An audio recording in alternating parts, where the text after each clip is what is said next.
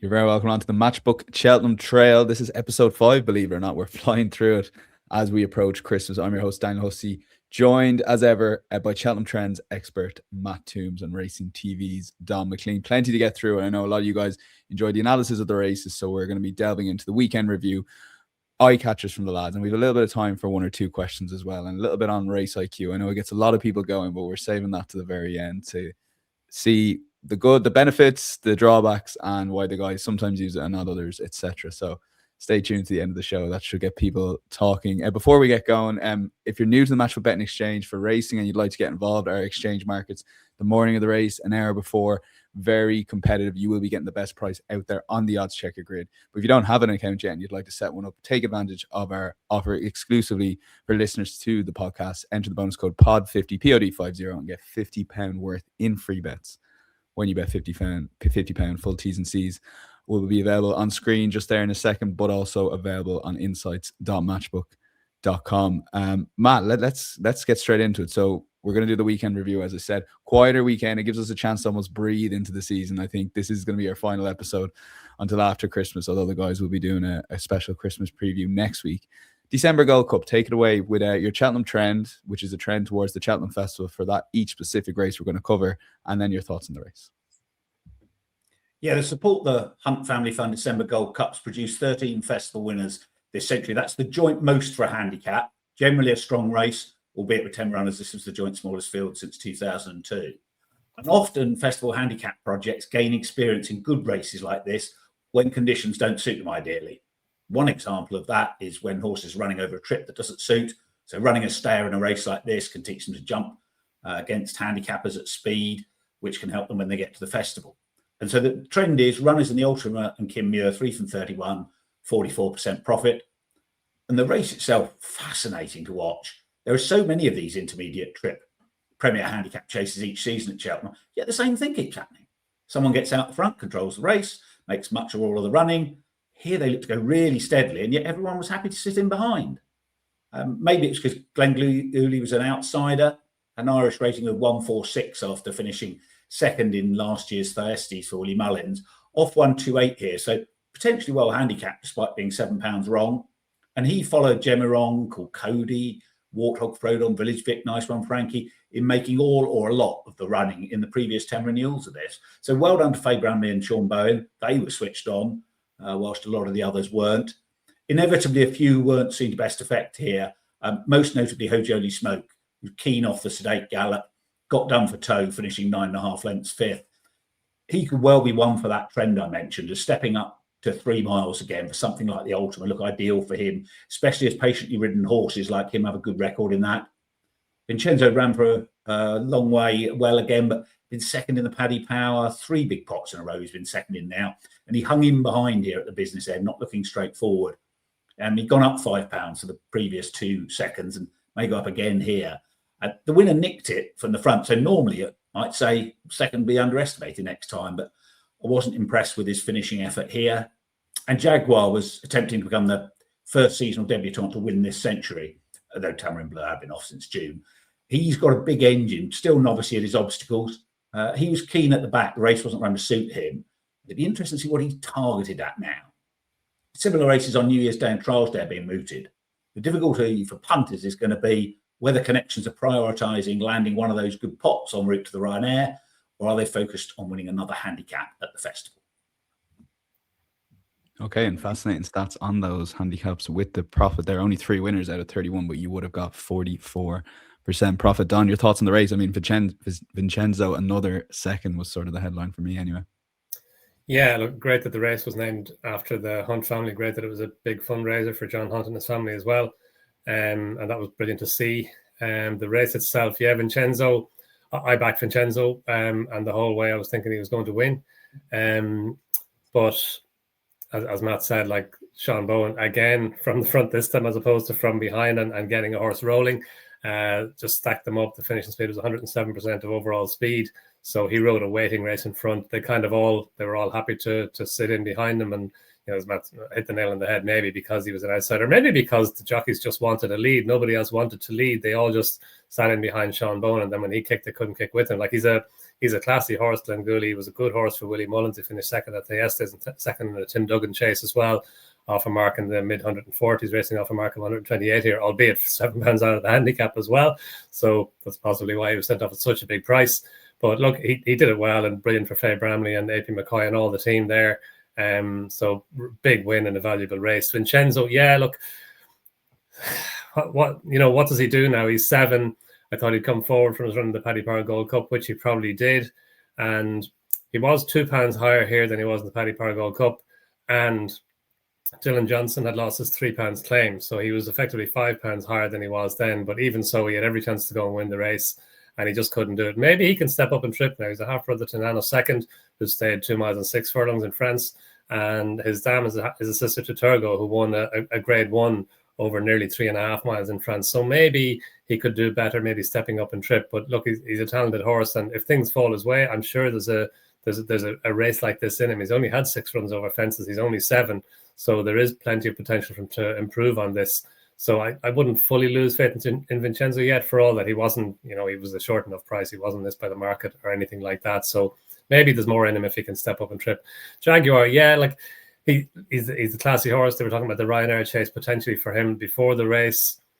I think that's further away now, obviously, than it was then. For all that he was a little bit rusty, he kind of just was a little bit sticky over a couple of his fences. He was fastest through the final 4 furlongs. He was 55.29 seconds.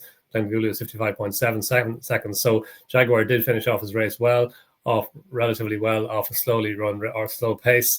But yeah, like again, he's only had 6 runs over fences. He's only a 6-year-old, so he should improve on this. But he probably has to improve by 20 or 25 pounds if he's going to get up to the level that Fact to File sets for the Ryanair chase. So the Ryanair, it's maybe out of his reach. But look, he does go well at Cheltenham, especially on the new course. So I'd say, maybe even the plate next year or later on back in March will be the race for him again. Kim Rock was well backed and well fancied. Joseph O'Brien's horse, he just didn't jump well enough again. And then when they quickened off the sedate pace, his jumping just held him back. And look, there's more in him. He's obviously a highly regarded horse. He's only 5. He can improve again when he can just maybe introduce more fluency into his jumping. But again, another horse not to give up on. But yeah, look, masterclass from Sean Bowen from the front on Glengully. Yeah, great ride, in fairness to him. We'll move on to the Cheltenham 2.5 novice chase. And Matt, I saw you tweeting about this beforehand about form boosting here, and that basically told in the end. 6 Mile Bridge, very impressive, I would say. Yeah, and I thought this was quite a good race. I saw a few people doing analysis, and that it was a weak contest. I didn't see it as that. Runners in conditions races, novice chases at the festival, 5 from 24, 73% profit. So that's 2 Arkles, 2 of the now defunct Gold Millers, and a National Hunt chase. And 4 of those 5 winners came at the last 7 festivals. So unlike many of the British races, it's actually become a better trial in recent years. And Caldwell Potter also won the novice handicap chase last season. So I thought all 3 of these had the potential to make up into graded novices. Last season, Django Bay became the first horse this century to win on chase debut. Now, racing's changed a lot. The early part of the century, novices would only be starting now if they'd had a setback or were absolute mudlarks waiting for their ground. But even so, chasing experience still ought to be a real advantage. And he was the only one who had that here, and it really told. Especially as they went a good gallop on lovely ground, dipped under standard time. And he showed he handles a sound surface here, but he's really good on soft ground too. So that's positive for his future. And he jumped moderately at air on his chasing debut, albeit less badly than Derry House and Paddy and Gamesters Guy, and jumped much better here, quicker than his rivals over the first 3. And that really helped get him into a rhythm with that chasing experience. He was probably getting the better of things when Calafé and Vol got the second last all wrong, allowing him to cruise home. So it's a good effort under a £5 penalty. I wouldn't say that he was absolutely certain to confirm the form, which might seem an odd thing to say, £5 penalty and a 13-length winning margin. But I thought the fuel tank was getting pretty low on the run-in. He's going for the Scilly Isles next. And whilst he was tiring here, I think that was the gallop they'd gone rather than the lack of stamina. In fact, Fergal said he thought it'd be a 3-miler in the longer term. But he was apparently very buzzy in the preliminaries. He bombed out in the Bearing Bingham. I'd be concerned the hullabaloo of the festival would be a problem for him. Even if he took the day, whether he'd be quite good enough for a Broadway, I doubt. 34.0 looks about right. I quite like Calafé and Vol on his seasonal debut. Maybe he blew up, so he's running out of gas when making the race-ending mistake 2 from home. This is a perfectly satisfactory start of the fences. I think he'll progress well from here, particularly the way Nicky trains. I wouldn't write him off as being a graded novice come the spring. And Royal Infantry showed up well, went out quickly again. He finished weakly over hurdles here last time, and given he'd run well over 3 miles behind Kiswell at Perth in the spring, stamina shouldn't have been an issue. So perhaps he has an issue. But the other 2, I think, are nice prospects. Okay, yeah, Don, interesting numbers there from Matt that he reckons like this is and he backs it up with the trends, that this is as good a British trial as we're going to get this season, or right up there. Yeah, I fully agree, Dan. Like, it was only a 3-horse race, and you kind of tend to think 3-horse races, no strength in depth. But as Matt said, the race was run at a good pace. 6 Mile Bridge set that good pace. The finishing speed was 98% of overall speed. So that tells you it was a good, strong pace. It was his second run over fence at 6 Mile Bridges. He beat Derry Hassan Paddy on his chasing bow at Ayr in that beginner's chase. Derry Hassan Paddy, of course, finished 3rd in the Albert Bartlett last year when he didn't jump well. His jumping was much better here. He was headed at the water, but he was back in front after the next, and he stayed on well. As Matt said, he was giving away £5 to his 2 rivals. Calafet on Vol has a hurdles mark of 137. He's got a hurdles mark of 142, so he was entitled to give away £5, exactly £5. But he did it really well, and I think Calafet on Vol, he was starting to beat a retreat at the second last when he made that bad mistake. He probably would have finished closer for sure, but I don't think it was the difference between winning and losing. And this is a race, as Matt said, it was won last year by Django Bay, who beat Springwell Bay and Caldwell Potter. And Django Bay won the Arkle, Caldwell Potter won the Golden Miller. And the year before, it was Ginny's Destiny who beat Grey Dawning, and they went and finished 1st and 2nd in the Turners chase. So it can be a really good pointer.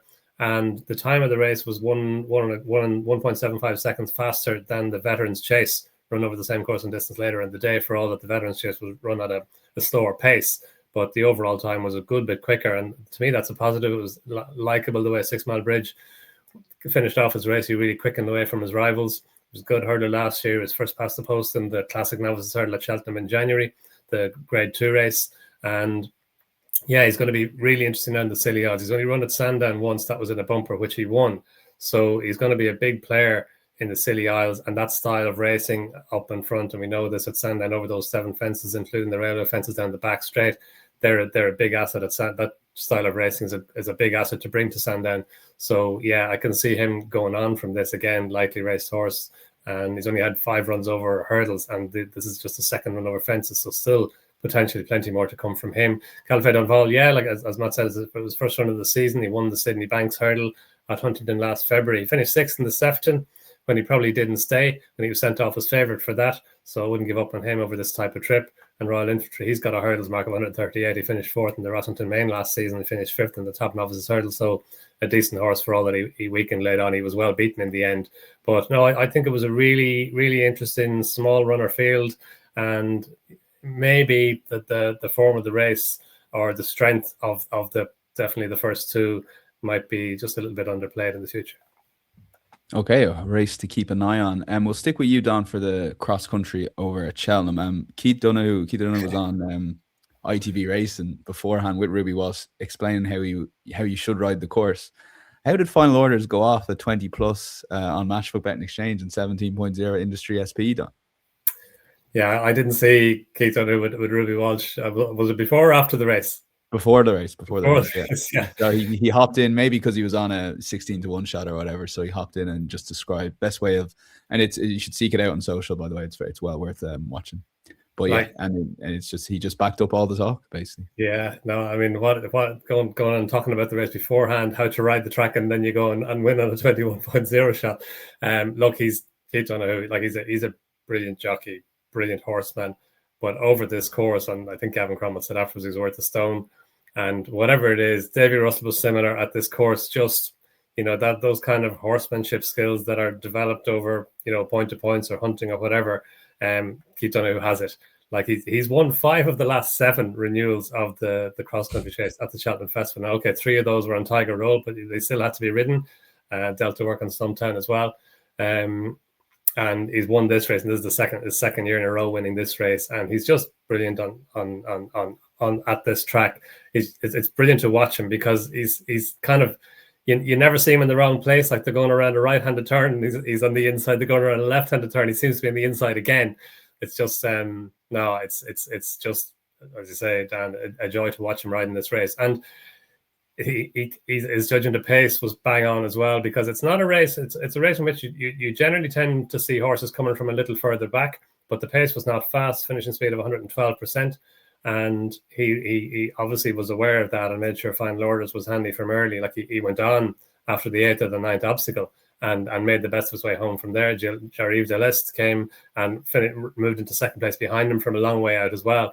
But no, big run by Final Orders. He's a horse who he racked up a sequence of 4 wins in 2022-23 when he rounded off that 4th time by winning at Leopardstown over Christmas over 2 miles on a furlong off a mark of 140, went up to a mark of 150. Then he was racing off 138 here, and obviously back in the cross country discipline.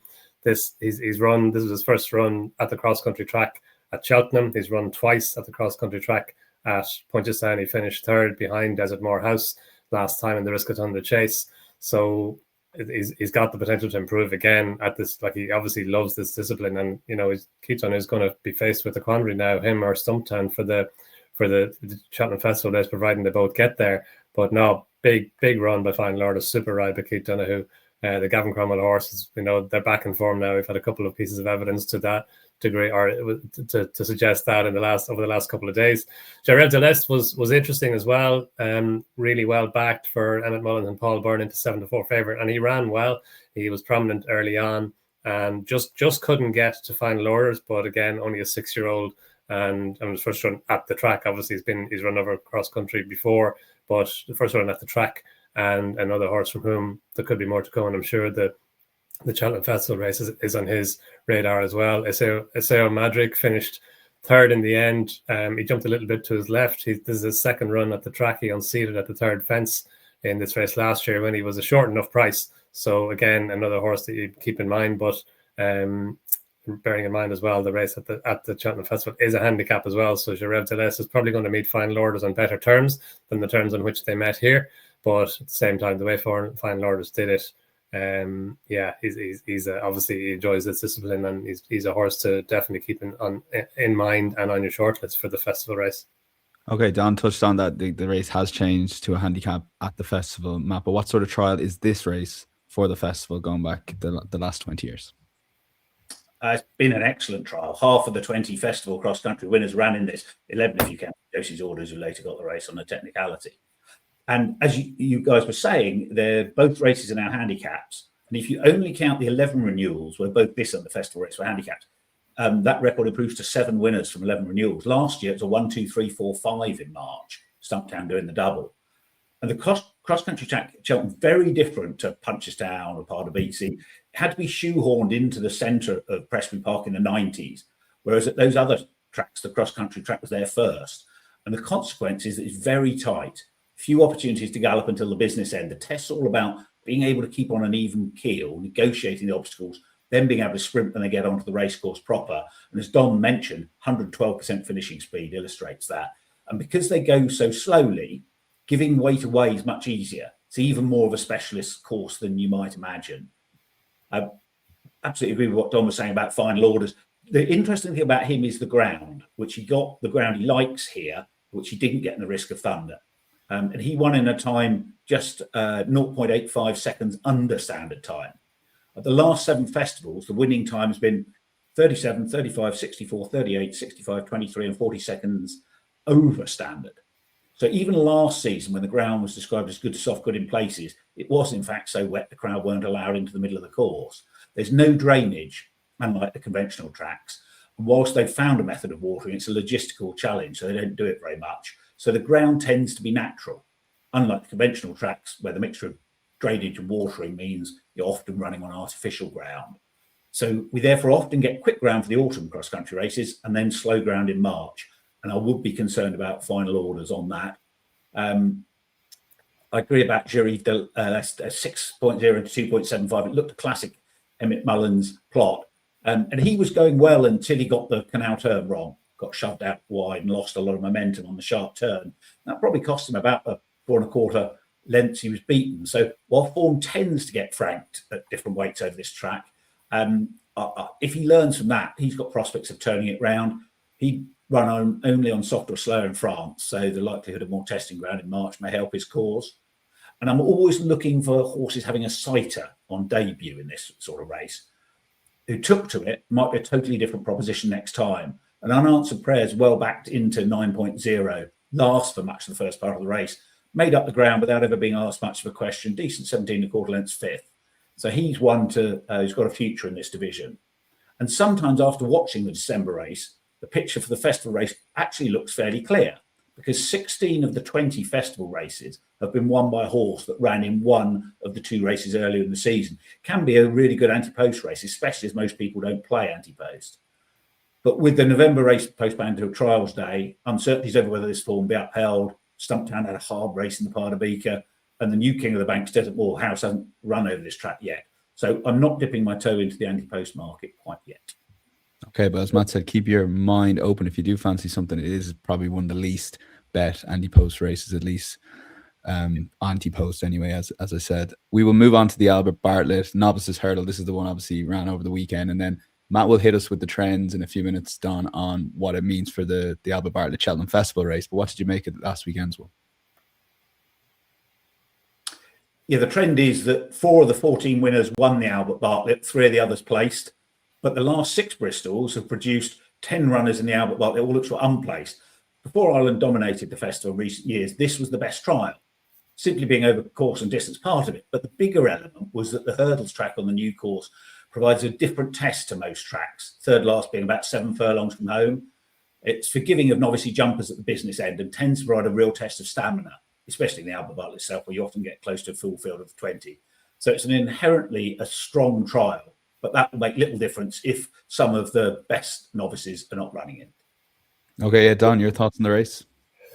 Yeah, really interesting race, Dan. They didn't go a great pace. Again, finishing speed of 113% according to Race IQ. But Conman John led from early and was only headed on the run-in. Carlin Rigg, Harry Skelton kind of was around the outside for much of the way, kind of in mid-division. He came over very deliberately towards the near side rail on the run-in, and he only got home by a short head in the end, a short head in the neck. And that may have been the difference between winning and losing, but it was still a good run by the winner. He's again, the second run over hurdles, likely race as you'd expect for a novice's hurdle at this time of the year. He won his only point-to-point. He finished second behind Rocking Man of Sam Thomas's at Chepstow in November on his racecourse debut. So again, a horse is going the right way. But they call me Hugo, Ollie Murphy's horse. I thought he ran a big race to finish second behind Carlin Rigg. He was back in the field early on. He made his ground he had to check on the run to the final flight and then had to check again. And when he switched towards his left, he finished off his race really well. He just failed by a short head to catch Carlin Rigg. He had Conman John just behind him. So that was only a second run over hurdles. He won his maiden hurdle at Fosslas on his hurdling bow over 2.5 miles. He's a point-to-point winner as well. And he was just a little bit weak in the market as well. He was last early on off a sedate pace. So I thought he did well to get as close as he did. He's from the family of Clondalk Warrior and Night Nurse. So lots of potential for him to go on from this. And he saw it the trip well, obviously handled the track well. So yeah, I think he's a horse that in a more strongly run race in which things go his way a little bit better, then he could reverse placings with Carlin Rigg and confirm places with Conman John. His finishing, or his last 4 furlongs, but they were fastest of the whole field. His last furlong was fastest as well by a little way from Carlin Rigg, who was second fastest. So yeah, I think plenty to like about They Call Me Hugo. And yeah, I'm sure the Albert Bartlett will be on top of Connection's agenda now, and he's going to be working his way towards that. Okay, yeah, Matt, your thoughts on the race? Yeah, very similar to Don's. I think these were 2 horses having only their second start under rules. So they look over a stack of improvement. And it is one of those races where you need to keep an eye on the form as the season progresses to see. It could be really strong or it could be ordinary. And Carlin Rigg, I thought they would go on to something like the River Don at Doncaster or Prestige at Haydock. Dan said afterwards, we won't ask him to have too hard a day before the Albert Bartlett. So that suggests a low-key prep.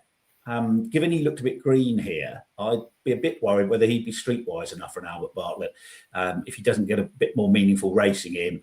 Absolutely echo what Don says about They Call Me Hugo and think he might well reverse the form in a stronger run race. Conman John, Bing Greenman winning it here in October, much more professional this time. And he's a good jumper, but he went steadily. And then ironically, having jumped so well, he wasn't as quick at the last as the other two, got run out of it. Whilst in theory he comes out the best horse conceding £3, he was much more experienced than the other two. This was his 5th start under rules. I'd be surprised if one of them didn't improve past him. So, as I say, it's a race really to put in the notebook for and keep an eye. The Albert Bartlett's not an anti-post race for reasons we often discuss. But when you're trying to work out the puzzle in March, this is the sort of form you want to be keeping an eye on. Yeah, and those reasons are it's won by the biggest priced winner or odds of the 3 novice hurdles every year, and it's very much a race on the week. You could still pick up value or literally right up until the off. So refreshing in that sense. We'll move on to Blaze the Way beating Laham Press. Go to you first, Don, on this. I had Laham Presse, and I don't know where I'm still in between Laham Press or Laham Presse, but he didn't ever really travel throughout the race yet. I just thought he was coming for that winning run, but obviously Blaze the Way had first run, and he was always going to win. It was a nice run. It was nice to see a classy horse like that finish strong and come second in a handicap like that. Yeah, it really was, because halfway through the race you were thinking this is not looking very good for Laham Presse. But no, he got his act together. He warmed to his task after completely losing his position early on, and he finished off his race really well. You kind of watching it live thinking, what is this coming? And yeah, no, he did well, and it was definitely an encouraging run, an encouraging finish off to the race. The Venetia Williams horses, they're running into form now. It was Laham Presse's first run back after 300 days off, so you can see him coming forward from this. He's 10 rising 11, but he still retains plenty of enthusiasm, and like in a slowly run race, it kind of obviously wasn't ideal that he got outpaced like he did, or just seemed to lose his racing rhythm. But no, it was very encouraging the way he finished off his race. And yeah, there could be another big day in Laham Presse yet. But Blaze the Way, yeah, really good performance. And again, no more than Keith Donoghue in the cross country. Danny Mullins was very good on Blaze the Way because he wasn't jumping well early on. Danny Mullins took him towards the outside, and his jumping, it just warmed up then as the race went on. He jumped the last stitch really well up on the outside. Then he kind of got in a little bit tight to, I think, the 5th last and then the 4th last as well. But his jumping then from then on was very good. And again, likely raced horse. It's only his 5th run over fences. He was a good horse over hurdles. I think we might have put him up as an eye catcher after he ran well over hurdles at Navan last season. Didn't think we'd be waiting this long for him to go and win his race. But no, like the way that he quickened from the second last fence, that was impressive off a sedate pace. And okay, they kind of closed him down a little bit close home, but he kind of made that race winning move, and he won well. He was racing here effectively off a mark of 138. So his hurdles mark and his Irish mark is way lower than that, 127, I think. But obviously he's going to be reassessed. He does hold an entry in the Paddy Power Chase at Leopardstown over Christmas. So depending on what the Irish handicapper does, I think it's wholly discretionary from the Irish handicapper's point of view. It's not a mandatory fixed penalty. The Irish handicapper has the discretion to give him whatever penalty he deems to be appropriate after this win, once he's won a race after the weights have come out. So we have to wait and see what weight he's going to have. But he stays really well. Like he'd been running over a lot shorter than this. He finished 4th behind King of Kingsfield in the Grade 3 race at Punchestown on his previous run, over 2.25 miles, and he's got good hurdles for him over shorter as well. But obviously he sees out this trip well. He's got that pace as well at the end of a 3.25 mile race. That is a really potent weapon. And yeah, he's a horse, again, another horse that I think you want to keep on side as the season progresses. Okay, Matt, your thoughts on the race, and hit us with your Cheltenham trend. Yeah, the trend is that runners 3 from 73 in the Ultima and Kinmure, 52% loss. The last winner, 2008-9, since when all 30 runners have been beaten. And this illustrates the change in the profile of Ultima and Kinmure winners, amongst other festival races. In the last 10 renewals, novices have won 60% of both of those festival races. In the previous 15 renewals this century, novices have won only 27% of the renewals of each race. So the Ultima and Kinmure used to be handicaps for handicappers, much more handicaps for novices now, and races like these are therefore less likely to feature the winner. And what was a breath of fresh air is that high-class horses have been running. Protectorat was 3rd of 165 en route to winning the Ryanair 2 seasons ago. Chianti Classico went lame when nearly winning off 157. This year, Laham Presse off 162. I definitely agree with Don's analysis of Blaze, the way I thought Danny Mullins was excellent on him. Be interesting to see where he goes now, and whether they sort of take a pull and try and go for something in the spring, say the Irish National, or whether they want to strike while the iron is hot and go for the Paddy Power Chase. But Long Presse, it was a strange race, wasn't it? He off the bit regularly. Charlie Deutsch said he was jumping into the back of horses, but then he looked a bit lazy. He's got plenty of form on a sound surface. So many of Venetia's, he's at home when the mud's flying. So maybe that rising 11, he didn't let himself down on the ground. Perhaps he could do with some sort of headgear, but if he goes back to the Cotswold Chase on typical end of January ground, he could travel much sweeter and be a different proposition. The Doyen Chief had lost his chance at the start in the Coral Gold Cup, showed up well for a long way here, but then didn't find much, drifting right and looking a bit awkward on the run-in. Perhaps he could do with some headgear. If he puts his best foot forward, looks handicapped to win something similar. And the Short Go, who's £2 wrong, he run well in all 3 starts here, had his ground again, travelled well into the race, didn't find as much as I thought he would. Those other 3 runs were all over 3 mile 1 on the sharper old course, so perhaps he didn't stay. But Henry's going through a cold spell, so perhaps that explains a slightly weakish finishing effort here. He's knocking on the door in these sorts of handicaps, and it wouldn't surprise me if he won one. Okay, yeah, we'll move on. I think we have 4 races to go in our weekend preview. The Mayor's Novices Chase. Hit us with your stat, Matt, and your thoughts on the race. Stat is that this was first run in 2016, the Lady Godiva Mayor's Novice Chase. There'd only actually been 6 previous renewals. Runners 0 from 9 at the festival. Only one's contested the Mayor's Chase. That was Zambella, who was still in touch when falling 3 out. Only 3 runners, and fairly simple race to analyse, really. Diva Luna looked to face a simple task. What impressed me again was that she looks to love jumping fences. She's generally quick and accurate at them, bolted clear and good style here. When she did make a mistake, Ben Jones allowed her to find her feet again. The next couple, she was soon back in a rhythm. And she probably learned a bit from being ridden with Why Not here. I suspect that in future races, she could be ridden aggressively to put pressure on her rivals now. And Ben Pauling said she was never right last season, and she was still good enough to be 6.5 lengths third in the Dawn Run. The vibes are she's a completely different horse this season at home. Won both the chase starts easily. And Ben's looking at the Scilly Isles next. She looks well up to taking on the Geldings. She's into 17.0 for the Mayor's Chase. You couldn't see her going for the Broadway. The Arkle looks unlikely, albeit I thought that only by night last year. I do think she's a real contender in the Mayor's Chase if that's the route she goes down. And obviously, having won 2 of the 5 renewals so far, she is one of those horses where only a couple of runs and you can't analyse the form to give her a real rating. But she does look exciting. I like her. Okay, would you concur with some of that, Don? Yeah, again, just a 3-horse race, but on Thursday I watched it live as well. Her jumping was very good, as Matt said. She made one mistake at the 4th or 5th fence, and Why Not jumped really well as well. So she had to jump fluently. And those 5 fences at Warwick, they come at you quite quickly. And if she'd made a mistake at one of those, Why Not was jumping so well that she'd have taken that over from her and moved on. So I know she was a long odds on shot, and if you'd taken some of the long odds on, you needed her to jump as well as she did. But she did. She ceded the lead on the run across the top of the track before they leveled off for the back straight final time, but she was quickly back in front. The jumping took her there. Why Not's jumping kind of just got a little bit ropey over the last 3 fences down the back straight before they turned for home. But no, Diva Luna, there was an awful lot to like. You probably couldn't have hoped for much more than this. She was as we know, classy hurdler, classy bumper horse. She won the Grade 2 bumper at Aintree as a bumper horse. She finished 3rd behind Irvin Teichmann last season in the Mayor's Novices Hurdle, so that was good form over hurdles. But it looks like she was very good in winning at Bangor last time, beating Joyeuse, and this was better again to jump as well as she did and to win as easily as she did. Yeah, an awful lot to like about this, and yeah, it's going to be really interesting to see her taking on the Geldings. This 2.5 mile trip, she stays it well. Her dam's a half sister to Longhouse Poet at yesterday's chase winner. So it wouldn't be surprising. It's not surprising that she does see out this trip, even though she's got form over 2 miles. She could even go out and trip in time. But yeah, really interesting. And looks like the Scilly Isles is going to be next. And that could be a really interesting appointment for her.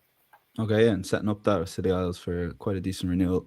Don, we're going to stick with you. So we're going to cover the future champions bumper from Navan in just a second. But we want to just, before we leave Cheltenham, do the juvenile hurdle. You wanted to talk about this race. So this wasn't going to be in our weekend review. So listeners, listen up to Don's take on the race.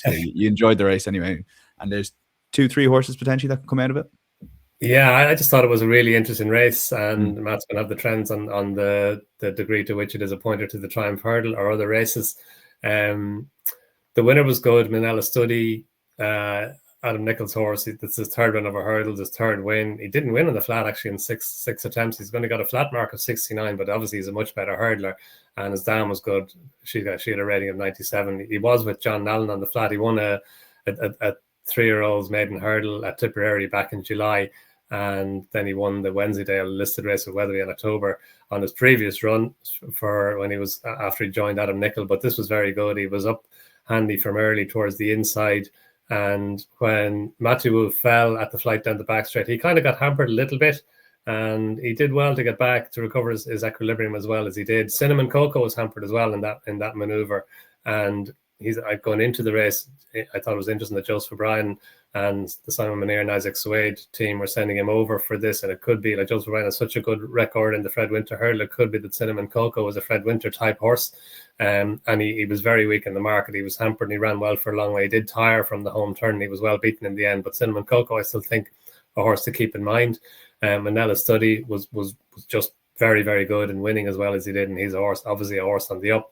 One Horse Town was sent off at odds on. He had an unbeaten record as well going into the race. He won the Grade 2 Triumph Hurdle Trial at Cheltenham in November. And he ran well to a point, but just kind of weakened out of it then. He couldn't go with Manella Study, who was just really impressive, just quickened away from his rivals.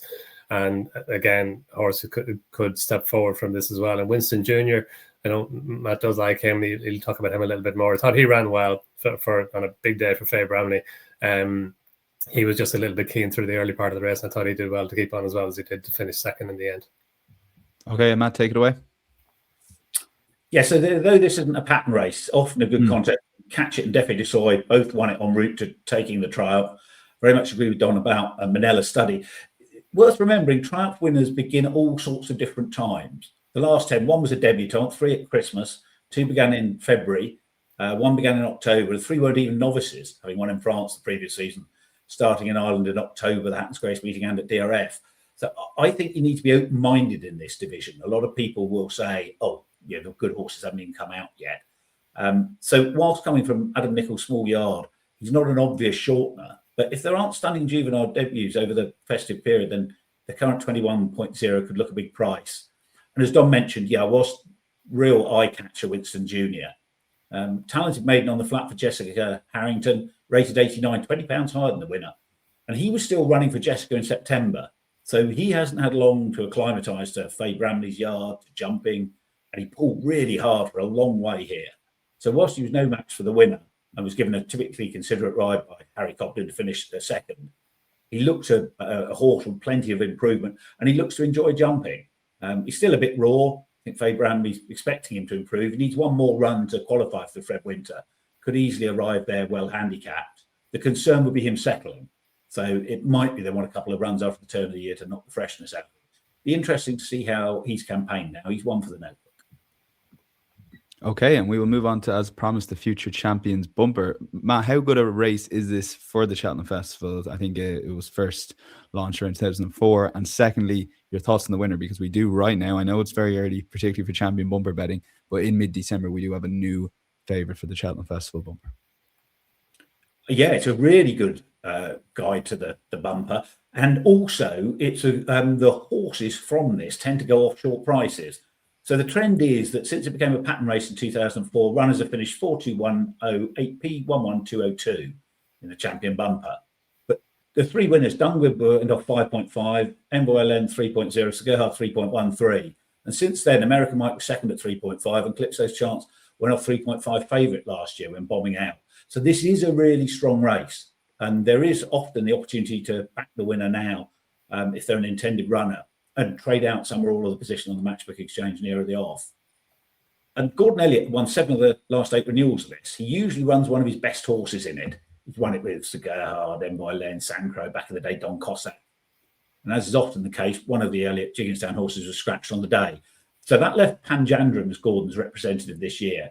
And Gordon had left his bumper horses, novice hurdlers, a little less fit for their seasonal debut this season, especially those starting off early, as Panjandrum did at Clonmel on the 6th of November. So it seemed likely there'd be a stack of improvement from him. And given Gordon's record, I was thinking, right, if there's anything in the race that could beat him, they're probably going to be really smart. I know my word had been 34.0 when winning here last month for Tom Cleary. Not a trainer I know much about. I'm looking forward to hear what Don's got to say about him and what he might do next with this horse. He had booked Derek O'Connor, which suggests that he'd been showing plenty at home. It's interesting hearing Derek afterwards speaking about knowing he was on the best horse. So wanting to ensure it didn't turn into a 40-run race. So given Gordon's record in this, they must have had a high opinion of him. And when Derek gave him a squeeze, he took off, put the race to bed in a matter of strides. And given he'd been keen, wasted energy, he did well to bolt clear like that in testing ground. So Cleary did say afterwards that deep ground at Navan was in his favour, which would be a bit of a question mark from an anti-post point of view. But I'll be fascinated to see how he develops. He's a horse you need in your tracker. Yeah, Dan, what did you think of this year's renewal? Oh yeah, look, it's always a race, as Matt was saying, that you need to keep in mind, or you definitely need to keep on your radar with the Cheltenham Bumper in mind. Like last year, Calypso Chance won it. He showed a really impressive turn of foot.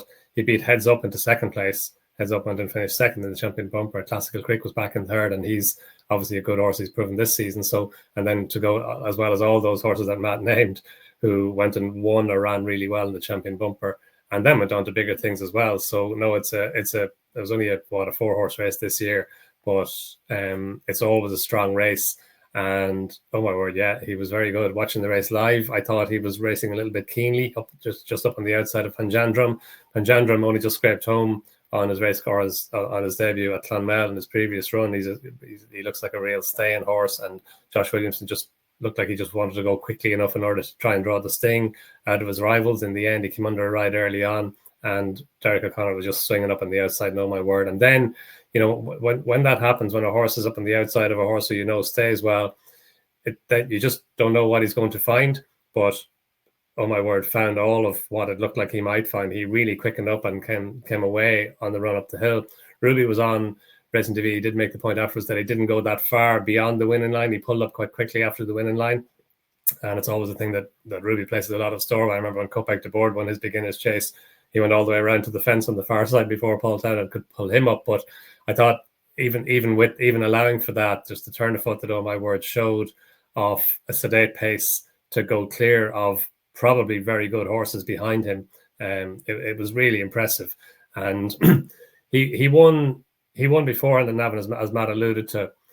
He was a big price that day. He beat a horse called Royal Gladiator of Ian Donoghue's, and he's a horse that Ian Donoghue thinks a lot of, and it was a big fill-up for that horse as well, who I think is going over Hurls at Leopardstown over Christmas. So he's one to keep in mind. Like, the form of that race has obviously been enhanced now with Oh My Word going on and winning as impressively as he did here.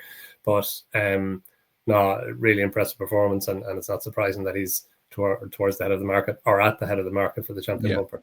As you said, plenty more trials coming up. Obviously, those couple of meetings in Leopardstown, both the Christmas festivals, but also the DRF as well, plus all the other big ones around Ireland. And it's not even including some in Britain as well. Let's go eye catchers, Matt. Take it away with your eye catchers for this week. So in general, for listeners and viewers, we look for about 3 each from both Matt and Don. Yeah, first one of mine is Lethos. Given there are 14 Pertemps qualifiers in Britain and only 3 in Ireland, I'm surprised more Irish trainers don't bring their Pertemps horses over to qualify. Qualifying Britain also has the advantage of hopefully solidifying a British handicap mark rather than risking a huge hike by qualifying in a hot contest at, say, at Leopardstown at Christmas. It's often easier to qualify in Britain as well. Only 6 in this Carlisle qualifier yesterday. And Tony Mullins is Lethos, won the Brown Lad over 2.5 at Nace the previous time of 119. The third Staffordshire not won both starts since. Form looks decent. It's off 131 here, and he cruised into it under a motionless Danny Mullins, then wasn't given the big D Mullins drive, finishing an ideal 3.25 lengths second to Nab Wood, and he'd been weak in the market after being the tissue favourite. So everything in place. Winners of qualifiers 2 from 124 in the final this century. You know, you don't show your hand to the handicapper in the qualifier. And Tony Mullins' last winner in Britain was in a cellar at Sedgefield in 2009. It's only his 10th runner since, so you'd imagine he means business. He's won for the notebook for the Pertemps final. Second one's a more obvious one. Old Park Star was really impressive in what looked a deep novice hurdle at Cheltenham on Friday over 2 mile 1. He looks a professional racehorse already. He was obviously a big plus in the top novice hurdles. Looks well worth aiming at a grade 1 at the festival. Difficulty is which one. The same connections also have Active Innocence, and the vibes are that one may go Formby Supreme, Old Park Star may go Classic Bearing Bingham. Clearly, if Active Innocence were to fall by the wayside, then Old Park Star could end up in the Supreme. He did look to have a really good turn of foot here. So the Bearing Bingham, where they tend to go steadily and then really quick, and might suit him well. He looks a smart prospect. And finally, a slightly darker one. From the 2 mile 7 beginners chase at Punchestown, Butch Cassidy, who looked really lazy. Dara O'Keefe was having to keep him going for much of the race. Henry de Bromhead's horse is a bit out of form at the moment. It looks like some of his novices may be in the process of getting themselves well handicapped. And despite not travelling for much of the race, Butch Cassidy stayed on Dowley to be beaten only 3 3/4 lengths behind Caressa Blue and Ballygunner Castle. So a marathon trip, some headgear, and when Henry's horses are running better, might see him as one for a big pot later in the season. He was rated 133 over hurdles. The 0 to 145 National Hunt Chase may be a good race for him. 124 got a run last year, so he had no trouble getting in. Inevitably, the Irish National worth 4 times more, and is with Easter much closer to Cheltenham this time, it'd be harder to run in both. So not sure where he might run in the spring, but he's one of those amongst a number of the novices to keep an eye on as the de Bromhead yard form improves. Okay, that's Butch Cassidy, Old Park Star, and Letos. We will move on to Don's 3 eye catchers for this week. Yeah, the first one I've already mentioned, Dan. They call me Hugo, who finished second behind Carlin Rigg in the Bristol Novices Hurdle. He seemed to improve for a step up from 2.5 miles to 3 miles. As Matt was saying, this race is a good pointer towards the Albert Bartlett. He didn't have the run of the race. He was in behind off a slowly run race, off a slow pace, finishing speed of 113%, yet he was fastest through the final furlong and through the final 4 furlongs. And he had to check a little bit as well on the run to the final flight. So I thought he did well to get as close as he did. He was only beaten a short head in the end. He got past Conman John on the far side. And I think with a little bit of a better bounce of the ball, then he could reverse places with Carlin Rigg and confirm places with Conman John. So it's going to be interesting to see where he goes next. He's a lightly raced horse as well. And I think he's a point-to-point winner too. So this trip, he sees out the trip well. So this could be a good trip for him. He's got more. There should be more to come from him over staying trips. The second is Zertact, Venetia Williams' horse, who won the 3 mile 1.5 furlong handicap chase at Cheltenham on Saturday. Thought Charlie Deutsch was really good on Zertact. He seemed to be going as fast as he could go from early in the race. He didn't panic. They kind of got away from him a little bit, but he didn't go from really until after they rounded the home turn, and then he needed to jump the last 2 fences as well. But he did. Again, fairly slowly run race in the end, 106%. Watching the race live, you thought it was a fast run race, but actually it wasn't that fast run race at all, according to the race IQ percentages. And Zertac, I thought he did well to get up and win. He'd finished second behind Dom of Mary at Newcastle on his previous run. That was over 3 miles 6, when maybe the trip found him out, but actually it's probably more so that he got to the front early. He probably idled. He got in tight to the final fence, lost all his momentum, and Dom of Mary came and beat him. So I think he could probably reverse places with Dom of Mary if and when they meet again. Venetia Williams was saying afterwards that the National Hunt Chase was on his radar now, which makes sense, 3 miles 6 furlong handicap at Cheltenham. But the Eider Chase might be a race for him as well. Now that's over an extreme trip. It's over beyond 4 miles, but he ran so well at Newcastle the last time, over 3 miles 6. And if you subscribe to the hypothesis that he idled and it was down to getting the final fence wrong and idling the last day, then he was beaten, then he did run well at Newcastle. And if he does see out the Eider trip, then that could be a race for him as well. But the Zertac horse to keep in mind, I think, over these same trips, there's still more to come from him over real stamina trips. And then the third one is the Lovely Man of Gavin Cromwell, who won the 3 mile handicap chase at Navan yesterday. He was very good. We're back to Keith Donoghue again. He was out the back. He was last early on. Again, a slowly run race, but he still made his ground very easily off a Saturday pace into a quickening pace. Gavin Cromwell actually had the first 2 with Evie's Vladimir in second place, but the Lovely Man, he travelled like the most likely winner from a long way out, and he found all of what it looked like he might find. He cleared away from his rivals. He finished third behind Cricora Hills of Robert Tyner's at Naas on his previous run, which was his first run for Gavin Cromwell, his first run back after a break. So there could be more to come from him. He's only 6. He's only had 4 runs over fences, and he was winning off a mark of 114. I'm sure the handicap will give him a fair hike for this, but I still think whatever he gives him, he's got the potential to keep on improving and even withstand whatever hike he gets from the handicapper. Okay, so that's They Call Me Hugo, Zerktak, and The Lovely Man in order from Don. And if you do miss, I know it's hard when you're listening to podcasts, and that's where the majority of our listeners are, or downloads are, but you can just hop onto YouTube and just see the ticker on screen from producer Rob there. We've got about 5 minutes, guys. So listener, viewer, if Race IQ arguments aren't for you, you're not going to miss anything on the Cheltenham. You're not going to get any insights to the Cheltenham Festival here, or a weekend review, or an eye catcher. By all means, bow out. But we got a comment. I had to dig deep to try and find it again. But Tom Leach on YouTube says, in my opinion, that race IQ data is a load of rubbish. I use my eyes. And the reason we've included it here, and do send your questions in, is because it is a general feeling out there. I know Johnny Deneen, I thought he actually spoke well. And quite funnily, I think he's very good entertainment, and he gives a lot of good insight, I think. But he doesn't use that, and he calls a load of rubbish as well. Matt, we'll start with you on race IQ data, and I'll let you guys sort of bring it in, and I might push you a little bit then as well.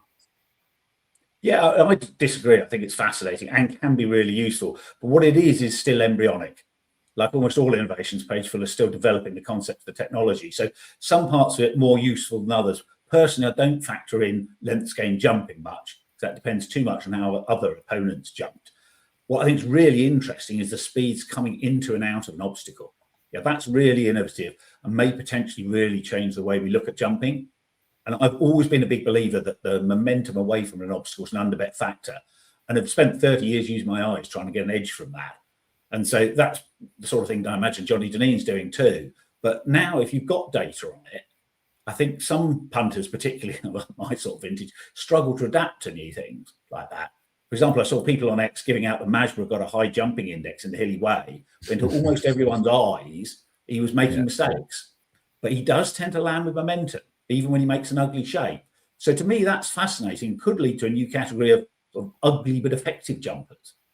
And when sectional timings came in a few years ago, I used to say people who were new to racing, who asked for advice, I said focus on them, because at that time, a lot of people thought times in jump racing were irrelevant.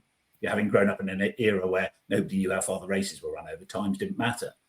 So like trends, sectional timings, they're no silver bullet. If you follow these sort of things literally, it's a road to the poorhouse.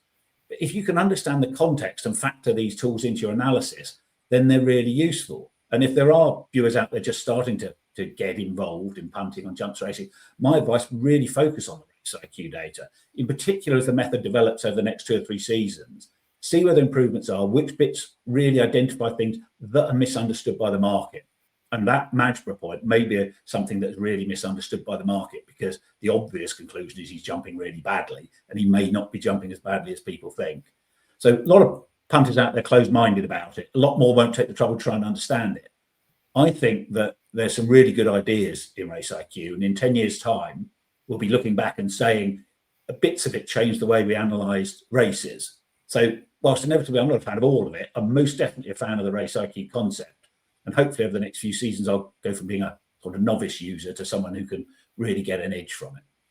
Okay, yeah, Don, I know I've noticed like the last couple of years, you do bring it into your analysis and times as well. I know there's a lot of winning punters who use it, but also by definition, there's a lot of winning punters that don't use it. So from times to Race IQ to trends, as Matt touched on, we get a lot of people hating on trends. But as Matt always says, if you take trends into context, it can be another thing you can use in your arsenal when punting. Would you overly agree with that point? Yeah, look, it's I think there are different strands that you can take from all aspects. You know, trends is not the silver bullet, no more than Race IQ or times are the silver bullet. And your eyes are massive. And you know, the Tom Leach is sending the text. He's right. Like your eyes are a massive asset in assessing a race. And you know, if you're watching like people, whatever, looking to get into racing or get into betting, my advice always is watch as much racing as you can, watch as many races as you can.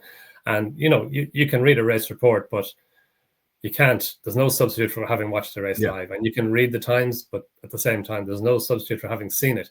That said, like the jumping index is one that I haven't really got my head around properly.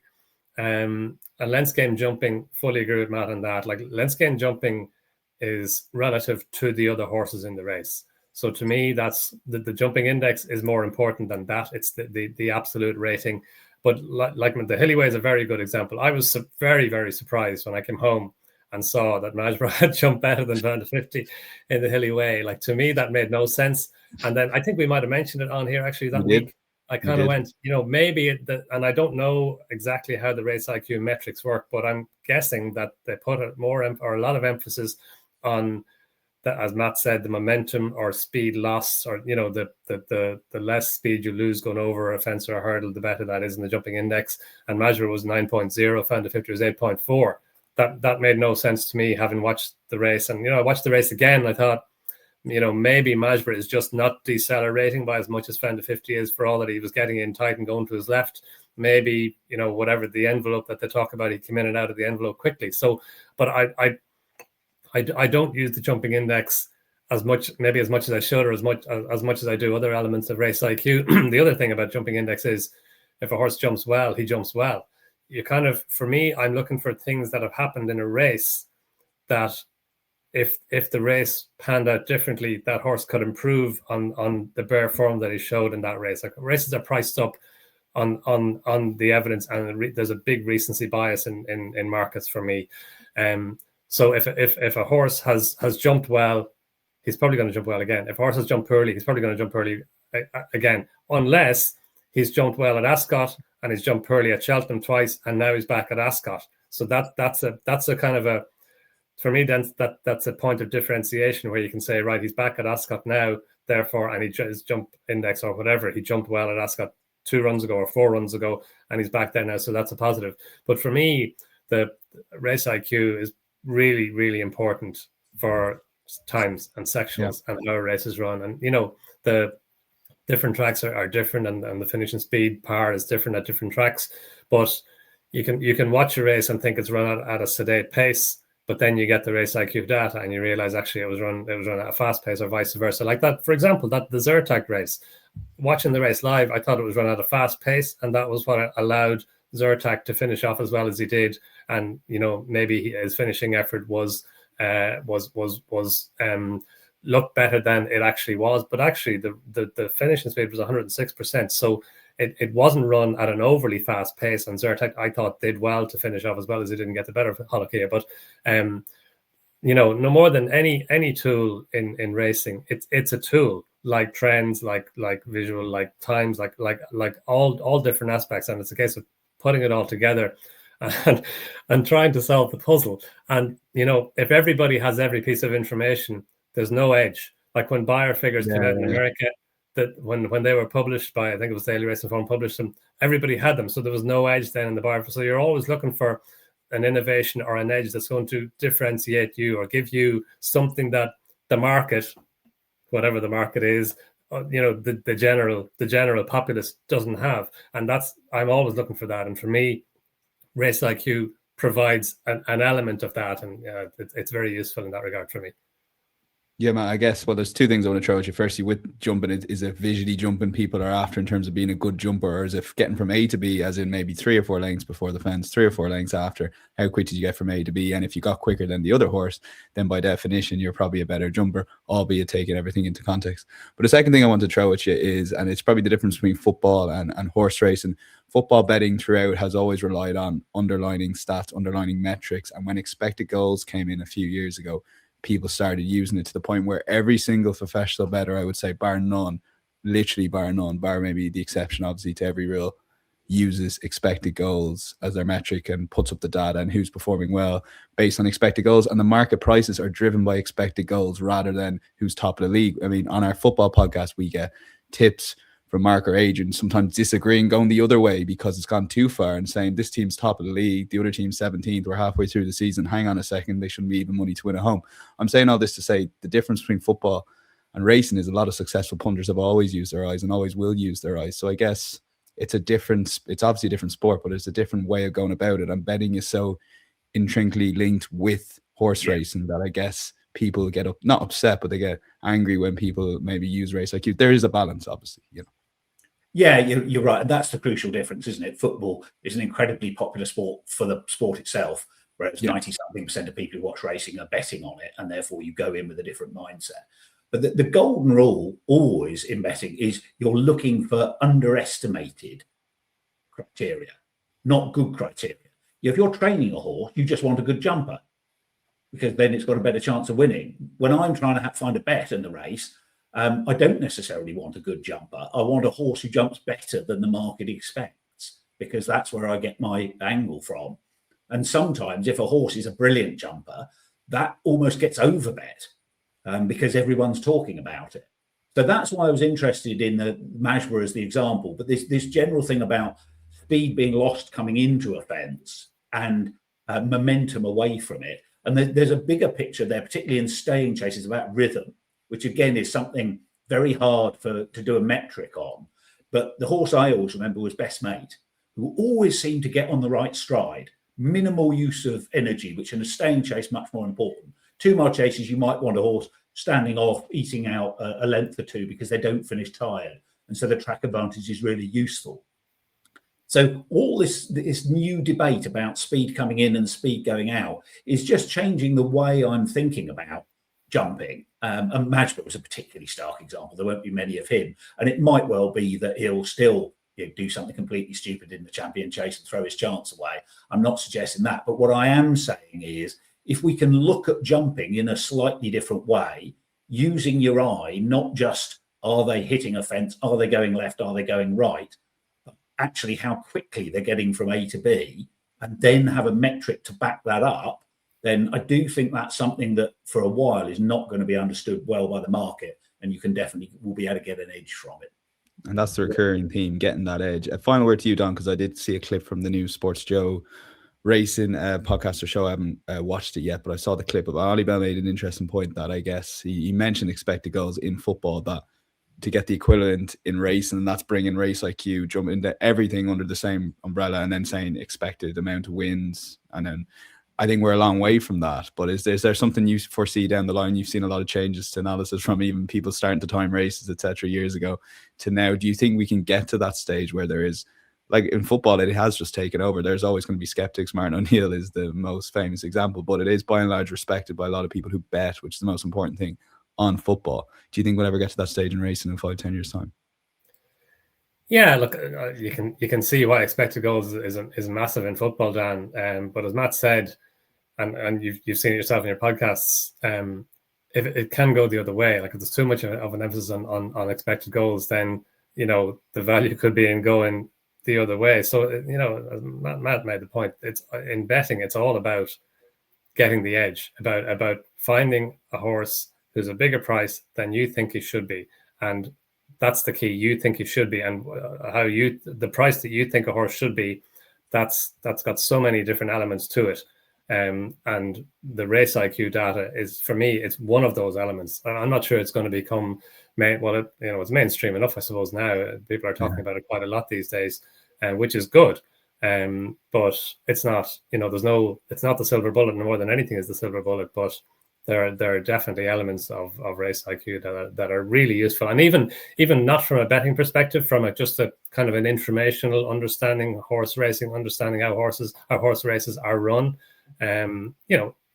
Even the speed a horse goes over 3.25 miles versus the speed a horse goes over 5 furlongs, just for general interest in the sport. For me, it provides really interesting data across the board.